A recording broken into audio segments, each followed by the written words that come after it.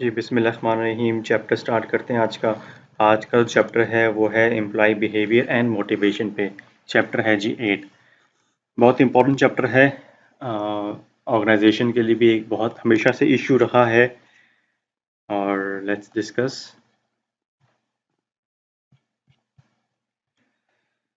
आपका एम्प्लॉय हमने इससे पहले चैप्टर में डिस्कस किया था जी। HRM क्या होता है, उसके डिफरेंट फंक्शन हमने डिस्कस किए थे और एम्प्लॉयज़ की इंपॉर्टेंस डिस्कस की थी।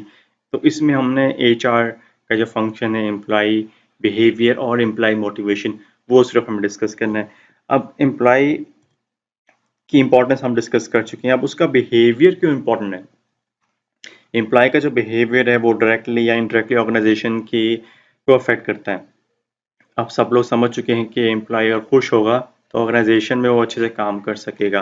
अब उसका बिहेवियर की इम्पोर्टेंस है क्योंकि अल्टीमेटली उसका बिहेवियर उसकी परफॉर्मेंस पे अफेक्ट होता है, और जब परफॉर्मेंस पे अफेक्ट होता है तो ऑर्गेनाइजेशन की परफॉर्मेंस अफेक्ट होती है। ये देखिए यहाँ पे लिखा गया है परफॉर्मेंस बिहेवियर। परफॉर्मेंस बिहेवियर है जी उसके वर्क रिलेटेड जितनी भी बिहेवियर है वो जब डिस्प्ले करता है अपने वर्क में, उसकी परफॉर्मेंस पे अफेक्ट हो जाती है, परफॉर्मेंस पे रिफ्लेक्ट हो जाती है। तो इस वजह से उसका बिहेवियर और उसकी परफॉर्मेंस बिहेवियर दोनों बहुत इंपॉर्टेंट है।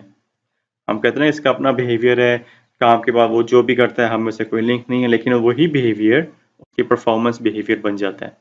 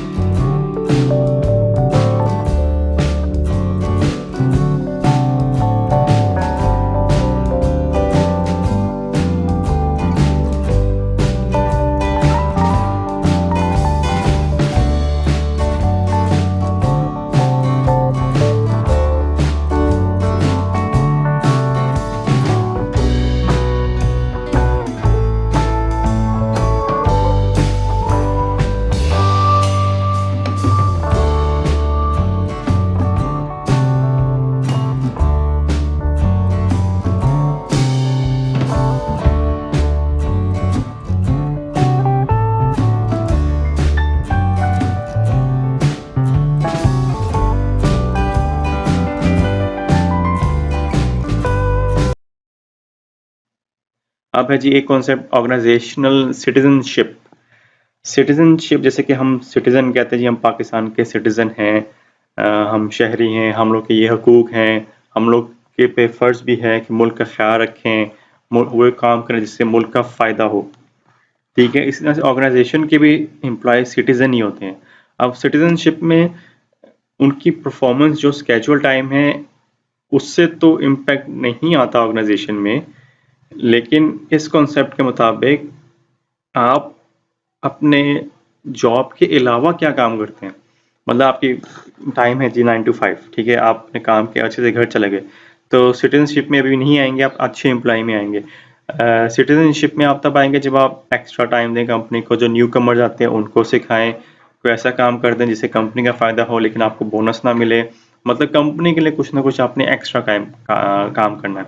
इसी वजह से यहाँ लिखा गया है कि positive behaviour that do not directly contribute to the bottom line, मतलब ऑर्गेनाइजेशन में। मतलब एक्स्ट्रा जो आप काम करते हैं ना वो अफेक्ट होता है। जो आप 9 to 5 काम करते हैं वो तो आपने काम करना ही है। It could be in a negative way, it could be in a positive way, लेकिन अगर आप सिटीजनशिप बनना है तो उसके लिए हमेशा पॉजिटिव इफेक्ट होता है। अच्छा जी, अब है जी आपका काउंटर प्रोडक्टिव बिहेवियर, मतलब ऐसा बिहेवियर जो आपके एक्चुअल परफॉर्मेंस को रिड्यूस कर देता है। आप बहुत अच्छे एम्प्लॉई हैं लेकिन कुछ चीज़ों की वजह से आप बहुत तेज़ हैं, चालाक हैं, होशियार हैं, अक्लमंद हैं, इंटेलिजेंट, लेकिन इन चीज़ों की वजह से आपकी परफॉर्मेंस अफेक्ट हो जाती है। एब्सेंटिज्म है कि आप एब्सेंट बहुत रहते हैं, टर्न अराउंड है, एम्प्लॉय छोड़ के चला जाता है, थेफ्ट है, सैबोताज है, sexual harassment, work place violence, आप चीज़ों को डैमेज करते हैं, वायलेशन करते हैं, झगड़ा करते हैं, फाइटिंग करते हैं, घर ले आते हैं चीज़ें, सेक्सुअल हरासमेंट है, किसी को तंग करते हैं, फीमेल को तंग करते हैं, तो ये सब चीज़ें आपकी परफॉर्मेंस पे इफेक्ट होती हैं।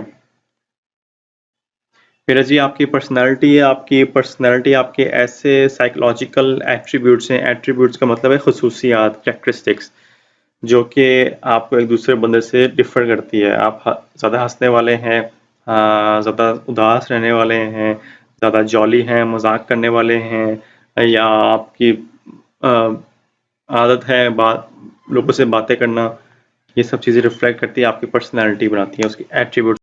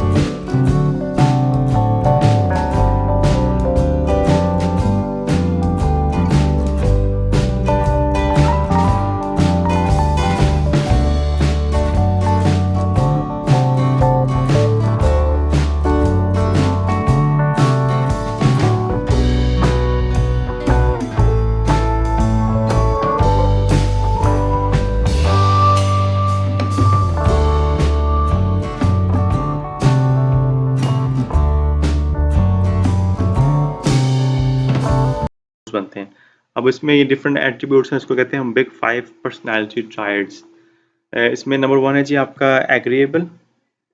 कुछ लोग हैं जो जब कोई बंदा बात करता है उससे जल्दी एग्री हो जाते हैं, ज़्यादा फसी नहीं होते हैं, कहते हैं हाँ आप ठीक कह रहे हैं, हम ऐसे ही लेके चलते हैं। वो ग्रुप में रहना चाहते हैं, ग्रुप में कॉन्फ्लिक्ट नहीं चाहते, तो उनकी आदत भी होती है लोगों के हाँ से हाँ मिलाना पॉजिटिवली। दूसरी तरफ ऐसे लोग हैं जो हर तरफ कॉन्फ्लिक्ट में रहते हैं, जब भी कोई बात होती है तो उनकी आदत होती है कि सबसे पहले कहना नहीं यार ऐसे नहीं, ऐसे है, तुम्हें नहीं पता ऐसे। जो आर्गुमेंट में हमेशा वो अपना आर्गुमेंट, नेगेटिव आर्गुमेंट हमेशा करते हैं कि इस बात को मैंने रॉन्ग प्रूव करना है, इसने जो कहा है वो ऐसा नहीं है। अब नंबर सेकंड पे ऐसे लोग जो कॉन्शियस बहुत होते हैं, चीज़ों को लेके। हम कहते हैं यार ज़रा कॉन्शियस रहा करो, मतलब अलर्ट रहा करो, फोकस रहा करो। जो ज़्यादा कॉन्शियस होते हैं वो गोल सेटिंग करते हैं अपनी, वो कहते हैं मैंने ये चीज़ अचीव करनी है, वो ऑर्गेनाइज भी होते हैं, वो डिसिप्लिन उनकी लाइफ में बहुत ज़्यादा होता है, गोल अचीवमेंट में फोकस रहता है वो। लेकिन जो इतना कॉन्शियस नहीं होते वो लेज़ी होते हैं, वो इतने अपनी लाइफ, उनकी लाइफ में इतना डिसिप्लिन भी नहीं होता। फिर है जी इमोशनल, आप लोग कितने इमोशनल हैं, नेगेटिव पॉजिटिव इमोशन है, ज़्यादा आप अपने इमोशन पे आपको कंट्रोल नहीं है तो ये नेगेटिव इमोशन में रहेगा। ज़्यादातर आप चीज़ों को नेगेटिव साइड पे लेते हैं कि ये क्यों हो गया मेरे साथ, ऐसा क्यों हो गया। जब कोई चीज़, कोई इंसिडेंट हो जाए, आप इमोशनली अनस्टेबल हो जाते हैं, उदास हो जाते हैं, घबरा जाते हैं।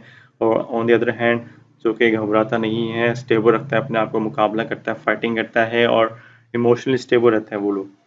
फिर है जी नंबर फोर्थ पे है आपका, है मोर एक्सट्रोवर्जन है आप या इंट्रोवर्ट है। एक्सट्रोवर्ट या इंट्रोवर्ट? एक्सट्रोवर्ट वो है जो ज़्यादा सोशलाइजिंग पसंद करता है, जो टॉकटिव है, जो बातें बहुत करता है। अक्सर क्लास में भी आपने देखा होगा कुछ स्टूडेंट ज़्यादा बोलते हैं, वो एक्स्ट्रावर्ट होते हैं। और कुछ लोग जो है उनकी बात, उनके जहन में बहुत चीज़ें होती हैं लेकिन वो बोलते नहीं हैं, वो इंट्रोवर्ट होते हैं। वो मे बी कंफर्टेबल नहीं होते बोलने के लिए, वो अपनी अपनी लाइफ में, अपने एक डोमेन में रहते हैं, अपनी लाइफ में रहते हैं। तो ऐसा नहीं है कि कौन सा एम्प्लॉय ठीक है कौन सा नहीं, दोनों अपनी अपनी जगह ठीक होते हैं, बस इनको डील आपने डिफरेंट तरीके से करना है। फॉर एग्जाम्पल अगर आपने सेल्स की जॉब देनी है तो एक्स्ट्रावर्ट को देंगे, अगर आपने फाइनेंस की जॉब देनी है तो इंट्रोवर्ट को दे दो, बैठ के काम करता रहेगा। फिर है जी लास्ट वन आपका मोर ओपननेस एंड लेस ओपननेस। कुछ लोग होते हैं जो जिनसे आप किसी भी किस्म की कोई भी बात कर सकते हो, वो हर चीज़ के लिए ओपननेस होते हैं उनका। वो ज़्यादा ही नहीं होता यार इस पे मेरे से ये बात, इस टॉपिक पे बात नहीं करनी, इस टॉपिक को लेके मैं बहुत सेंसिटिव हूँ। तो आप उनसे हमेशा कोई भी बात कर सकते हो, गुस्सा नहीं होता एकदम से वो, बल्कि वो ज़्यादा एक्साइटेड होते हैं, वो ज़्यादा खुश होते हैं, वो भी सुनना चाहते हैं उन लोगों को। तो ये है जी आपका बिग फाइव पर्सनैलिटी, ये सब इस एक्सप्लेनेशन किया गया है, ये जो भी हमने सब डिस्कस किया। फिर है जी न्यू कॉन्सेप्ट आया है इमोशनल इंटेलिजेंस। इमोशनल इंटेलिजेंस को हम EQ भी कहते हैं, इमोशनल कोशेंट। जैसे कि आपका IQ है ना, इमोशनल कोशेंट उसे कहते हैं। इसी तरह से आपका इमोशनल इंटेलिजेंस है IQ। IQ स्टैंड्स फॉर आपके, आपकी इंटेलिजेंट क्वेश्चन कितने हैं, मतलब इंटेलिजेंट आपकी प्रोपोर्शन कितनी है, वैसे इमोशनल। इमोशनल आपकी इंटेलिजेंस में आता है कि आप खुद कितना स्टेबल हैं, आप लोगों को कितना समझ सकते हैं, कितना कंट्रोल कर सकते हैं अपने आप को और दूसरों को। फॉर एग्जांपल आप कंपनी में कोई इंसिडेंट हो गया, बाकी लोग परेशान हो जाएंगे, लेकिन अगर आपने स्टेबल रखा अपने आप को तो आप उसका सोल्यूशन ढूंढेंगे। इसके देखिए ये पॉइंट्स हैं, इमोशनल इंटेलिजेंस में आता है कि आप सेल्फ अवेयर कितने हैं, आपको अपनी फीलिंग्स का कितना पता है और उस फीलिंग्स पे आप कितना मैनेज कर सकते हैं, आपको कितना कंट्रोल कर सकते हैं फीलिंग्स को। आपको पता है कि आपके क्या क्या इमोशंस है और किस टाइम आपने कैसे उसको कंट्रोल करना है, इमोशनल इंटेलिजेंस में आता है। अक्सर ऐसा है कि आप मूवी देख रहे हो इमोशनल, आप रोना शुरू हो जाते हैं। कुछ लोग रोते नहीं है, लेकिन उनकी फीलिंग्स होती है लेकिन रोते नहीं है, वो क्या होता है उनको कंट्रोल है। फिर कुछ लोग सेल्फ मोटिवेटिंग होते हैं, दूसरों को भी मोटिवेट करते हैं और अपने आप को भी मोटिवेट करते हैं। बहुत मुश्किल होता है अपने आप को फेलियर से मोटिवेट करना। अक्सर लोग बिजनेस में फेल हो जाए तो कहते हैं बस और बिजनेस नहीं कर सकता, बिजनेस खत्म हो गया। लेकिन जो सेल्फ मोटिवेटर होते हैं वो अपने आप को खुद मोटिवेट करते हैं कि अगर एक फेल नहीं हुआ, एक स्टेप मुझे इन्फॉर्मेशन मिल गई है, अब मैं नेक्स्ट इससे बेटर करूंगा। एम्पैथी है नेक्स्ट, जैसे सिंपैथी है वैसे एम्पैथी है। एम्पैथी है कि दूसरों को समझना, दूसरों को बिहेवियर को समझना। इससे मतलब दूसरा अगर चुप है तो आप समझ आते हैं वो चुप क्यों है, दूसरा अगर बहुत खुश है तो आप समझ आते हैं कि वो खुश भी है या उदास है, उदासी के पीछे खुशी, खुशी के पीछे उदासी। आप उसको समझना, वो आपको कोई कुछ ना बताए लेकिन आप उसको समझ जाना।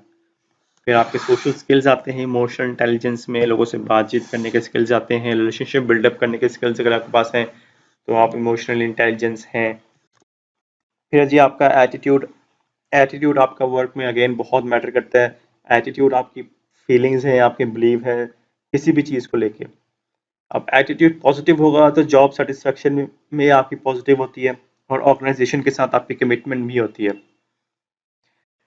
लेट्स से आप कहते हैं जी कि झूठ नहीं बोलना, ठीक है, तो आप झूठ नहीं बोलेंगे, लेकिन जब भी कोई झूठ बात होगी तो मे बी आप उसको लेके सेंसिटिव हो जाएं, परेशान हो जाएं,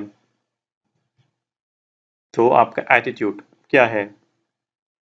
साइकोलॉजिकल कॉन्ट्रैक्ट है जी, जिसमें ये माइंड गेम होती है। इसमें जो एम्प्लॉई है वो कुछ चीज़ एक्सपेक्ट करता है, कॉन्ट्रैक्ट मतलब कुछ चीज़ एक्सपेक्ट करता है, और कुछ चीज़ें जो एम्प्लॉयर है मतलब बॉस उसको समझ नहीं होती है।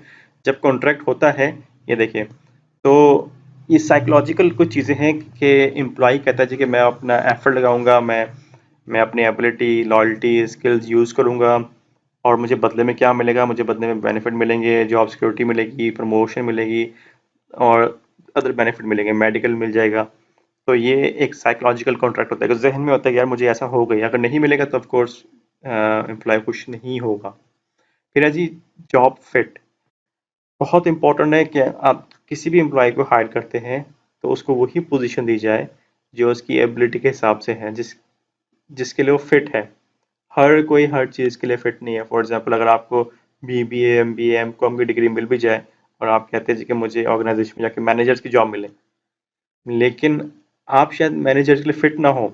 अगर एम्प्लॉयर आपको समझ जाए और आपको सही जॉब पे लगा दे तो आपकी जॉब सेटिस्फेक्शन ज़्यादा हो जाएगी। इसको ऐसे भी ले सकते हैं कि अगर आपके पास आपकी पीएचडी की डिग्री है और आपको कोई वर्कर लगा दे, तो अगेन जॉब फिट नहीं है। या आप मैट्रिक पास हैं और आपको किसी का प्रिंसिपल बना दे किसी यूनिवर्सिटी का, वो फिट नहीं है। फिर जी बेसिक मोटिवेशन कॉन्सेप्ट है, बिहेवियर को समझते हुए उनको हमें मोटिवेट करना होता है। एक है जी आपकी क्लासिकल थ्योरी ऑफ मोटिवेशन, जिसमें पैसा यूज होता है। आपने पैसा, आपकी सैलरी अच्छी हो एम्प्लॉय की, तो वो मोटिवेट रहता है, वो खुश रहता है, इसे कहते हैं क्लासिक थ्योरी ऑफ मोटिवेशन। फिर है जी हॉर्थ्रॉन, इसमें ये है कि अ, आप जब काम करते हैं, आपको जब पैसे मिलते हैं, पैसे के साथ साथ अगर शाबाशी भी मिल जाए, तो अटेंशन मिल जाए कि आपने बहुत अच्छा काम किया आपके बॉस की तरफ से, तो एम्प्लॉय खुश हो जाता है कि बॉस मेरे काम से खुश भी है, बॉस मुझे शाबाशी भी देता है, अटेंशन भी देता है। इसको कहते हैं हम ऑथोन। फिर है जी ह्यूमन रिसोर्स में नेक्स्ट थ्योरी है theory X and theory Y. Theory X के वो लोग हैं जो लेजी होते हैं, कोऑपरेटिव नहीं होते, आज का काम कल पे रखते हैं, इतने ऑर्गेनाइज नहीं होते। और थ्योरी थ्योरी वाई के जो लोग हैं वो मोटिवेशनल होते हैं, वो सेल्फ ऑर्गेनाइज होते हैं, वो आज का काम कल पे नहीं, वो एफिशिएंट होते हैं, उनको पता है उन्होंने गोल क्या है, उनकी तरफ भागते हैं। इन दोनों को डिफरेंट वे में हैंडल करना होता है। ऑफ कोर्स अगर आप थ्योरी एक्स वालों को ढील देते जाएंगे तो वो और ढीले होते जाएंगे, उन पे सख्ती करनी पड़ती है। और थ्योरी वाई में आपको, जो पीछे हम डिस्कस करते गए किया है हमने, तो उनको मोटिवेट करना होता है, सैलरीज के अलावा शाबाशी देना उनके लिए काफ़ी है, उनको फ्रीडम दिया करें काम के लिए। ये देखें यहाँ पे, ये वही जो हमने डिस्कस किया, यहाँ पे लिखा हुआ है किस टाइप के लोग होते हैं वो लोग। फिर है जी हिरार्की ऑफ नीड, एक मॉडल है मैस्लोज का। मैस्लोज ने एक मॉडल प्रेजेंट किया था कि हर एक इंसान की नीड डिफरेंट है और उस नीड के हिसाब से हमें उसको मोटिवेट करना चाहिए।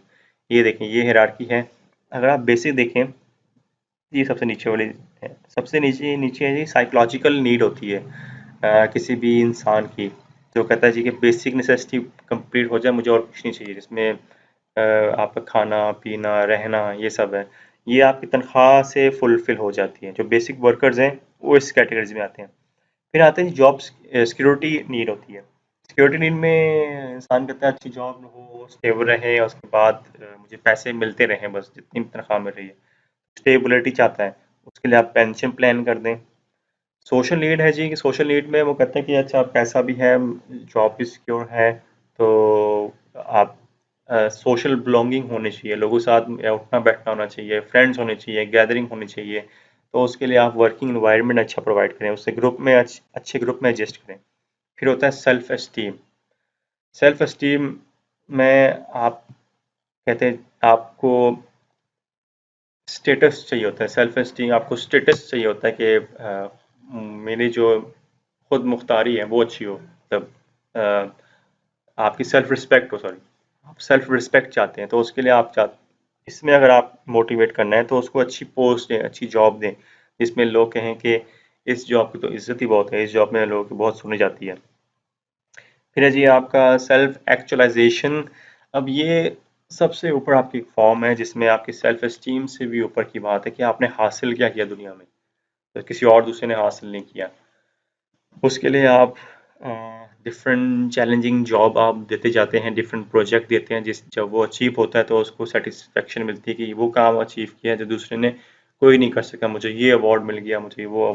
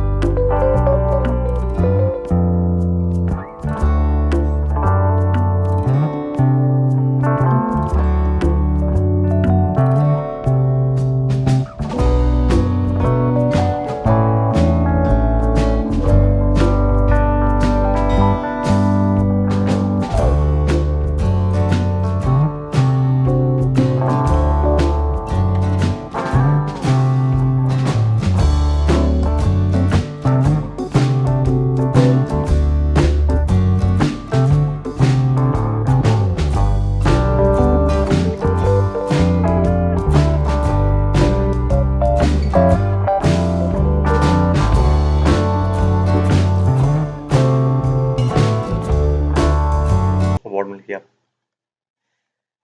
फिर है जी आपके टू फैक्टर फैक्टर थ्योरी, जिसमें आपके आते हैं जी टू फैक्टर, जिसमें हाइजीन और मोटिवेशन। ये देखें जी, इसमें ये लोग क्या कहते हैं, पहले इसको डिस्कस करते हैं। हाइजीन फैक्टर्स वो हैं अगर तो ये किसी एम्प्लॉय को नहीं मिलते या ठीक नहीं मिलते तो वो खुश नहीं होगा, उसको डिससेटिस्फेक्शन रहेगी, क्योंकि वो एक्सपेक्ट करता है कि ये तो मुझे मिलने ही मिलने हैं। अगर आप इसको ये चीज़ें प्रोवाइड कर देते हैं तो वो खुश नहीं होगा, लेकिन वो डिससेटिस्फेक्शन नहीं होगी उसकी। बस फॉर एग्जांपल सुपरवाइज़र अच्छा हो, वर्किंग कंडीशन अच्छी हो, उसकी पे स्केल अच्छी हो, अच्छी ऑर्गेनाइजेशन की पॉलिसी ठीक हो, ये एक्सपेक्ट करता है कि ऐसा होगा। अगर नहीं होगा तो वो खुश नहीं होगा, अगर ऐसा होगा तो वो कहता है यार ये तो होना ही था। अब इससे ऊपर जाए, अगर मोटिवेशनल फैक्टर में अगर उसकी रिस्पॉन्सिबिलिटी आप इन्हेंस करते हैं, उसको पता है उसकी ग्रोथ होगी, उसको आप बार शाबाशी दें, उसको अचीवमेंट करवाएं, उसकी हेल्प करें, तो वो ये चीज़ें एक्सपेक्ट नहीं कर रहा होता। तो अगर ये चीज़ें नहीं होंगी तो वो सेटिस्फेक्शन, उसकी डिससेटिस्फेक्शन नहीं होगी। लेकिन अगर हो जाए तो सेटिस्फेक्शन उसकी बहुत ज़्यादा होगी। तो इस चीज़ में ख्याल रखना, ये चीज़ें लाजमी हो, और इन चीज़ों में ख्याल रखना है कि ये स्टेप बाय स्टेप हम देते जाएं। फिर जी आपकी एक्सपेक्टेंसी थ्योरी है, जिसमें अ, अ, आपका जो एम्प्लॉय है वो एक्सपेक्ट करता है कि अगर मैं कोई अगर मैं अच्छा काम करता हूँ तो मेरी ग्रोथ के चांसेस है। कुछ ऑर्गेनाइजेशन में लोग ऐसे करते हैं कि वो काम नहीं करते, अपना काम करते हैं लेकिन एक्स्ट्रा एफर्ट नहीं लगाते हैं काम में। वो कहते हैं कि यार तनख्वाह तो मिलनी है, अगर एक्स्ट्रा काम करो मेरी कौन सी प्रमोशन हो जानी है, तो मैं यहीं पर रखता हूँ अपने आप को। फिर ऐसी इक्विटी थ्योरी में ये बताते हैं कि आप अ, दूसरों की ट्रीटमेंट देखते हुए अपने आप को इवेल्युएट करते हैं। ये देखें, ये जो सीसॉ बना हुआ है, देखें इक्विटी, ये इक्विटी है। फॉर एग्जांपल न्यू कोई ग्रेजुएट निकला है ऑर्गेनाइजेशन से, ठीक है, उसको उसको हायरिंग होगी, उसकी हायरिंग होगी, उसको पैसे मिलना शुरू होगा। अब उसके 1-2 महीने बाद किसी और को हायर करते हैं, उसको भी उतनी सैलरी पे हायर रखते हैं जितनी इसको इसको सैलरी दे रहे हैं। तो इक्विटी है। अगर तो आपको न्यू कमर को किसी को हायर किया, उसको ज़्यादा तनख्वाह दे दी, तो इसका मतलब है कि वो खुश नहीं होगा, इक्विटी नहीं होगा, इक्वल नहीं है। और यहाँ भी इक्वल नहीं है कि अगर उसको आपने कम तनख्वाह दे दी, ये भी इक्वल में नहीं आएगा। अच्छा जी, अब पॉजिटिव रीइंफोर्समेंट है, नेगेटिव रीइंफोर्समेंट जिसको हम पनिशमेंट भी कहते हैं। कुछ हम रिवॉर्ड देते हैं लोगों को जो लोग अगर अच्छा काम करें तो हम उनको पॉजिटिव रीइंफोर्समेंट करते हैं, मतलब रिवॉर्ड देते हैं अच्छे काम करने पे रिवॉर्ड। कुछ लोग होते हैं जो रिवॉर्ड के पीछे नहीं भागते, बस काम कर रहे होते हैं और रिवॉर्ड देने से इतना मोटिवेट नहीं होते। कुछ लोग होते हैं रिवॉर्ड से मोटिवेट होते हैं, और कुछ लोग हैं जिनको अगर पनिश किया जाए तो फिर काम करते हैं। पनिशमेंट, इसको नेगेटिव रीइंफोर्समेंट भी कहते हैं, और ये थ्योरी एक्स और वाई में भी आता है। फिर है जी मैनेजमेंट बाय ऑब्जेक्टिव, जिसमें हम मैनेजर और सबऑर्डिनेटर को साथ लेके चलते हैं, और इसमें हम ग्रुप गोल्स को सेट भी करते हैं और उसको इवेल्युएट भी करते हैं। मतलब बॉस ने अपने एम्प्लॉयज़ को साथ लेके चलना, इसको कहते हैं मैनेजमेंट बाय ऑब्जेक्टिव। फिर है जी participation of management and empowerment, जो एम्प्लॉय है उसको अपने साथ हमेशा मिलाया करें और उनको इतनी पावर दें कि वो खुद फैसले ले सके। इससे उसकी सेटिस्फेक्शन इंक्रीज होती है। एम्पावरमेंट मीन उनको उसके पास पावर हो खुद फैसले लेने की एम्प्लॉय के पास। फिर है जी job enrichment and job redesign.